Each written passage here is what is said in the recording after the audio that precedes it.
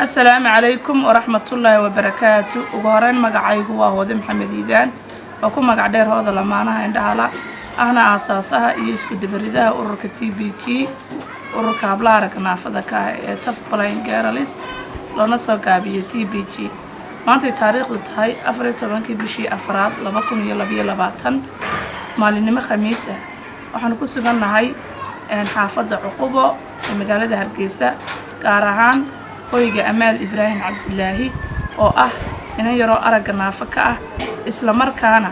baaralays ah Amal waxaan soo gaarsiinay raashinkan aad arkaysaan oo ka kooban 3 boqos oo xafaayada daasad caana daasad sharaaba shalay saliida haaf timira iyo sidoo kale 3 ruf oo raashin ah iyo kartoon baasta raashinkan oo qadarkeedu lacagtiisu noqonaysa $100 waxa ku soo deeqay walaal muxsina oo ku maqan dalka dibadiisa isla markaana noo soo wakiishay saasaan soo gaarsiinay Amal waxay la nooshahay oo haysa walaasheed Caashe Ibraahim Cabdilaahi isku aabayihiin Amal hooyo male aabana male wana aqoon wana rajo insha Allah biidnillaahi kariim hadda waxaan ku soo dhaweyn doonaa walaasheed Caashe Ibraahim Cabdilaahi oo insha Allah walaalka muxsinka ah ay ugu soo deeqay walaashii deeqdan maaragtay raashinka ah insha Allah u duceyn doonto balse inta ka hor waxaan bulshada Soomaaliyeed iyo dhammaan ummadda muxsiniinta aan ugu baaqayaa maadaama bishii barakeysneed ee Ramadaan lagu guda jiro in maaragtay wixii ay awoodaan ee maaragtay sadaqa ah inay walaashooda ay arkayaan waxa weeyaan waa 20 jir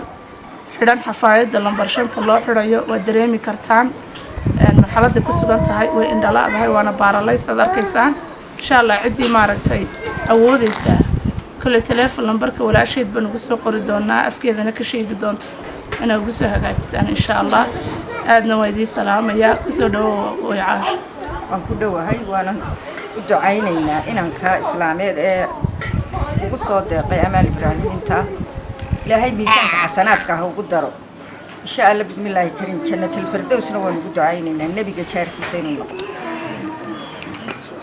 ma aha markii koowaad ee walaalka muxsinkii uu u soo dhiibto sadaqada noocan oo kala waxay noqonaysaa imika markii saddexaad bay noqonaysaa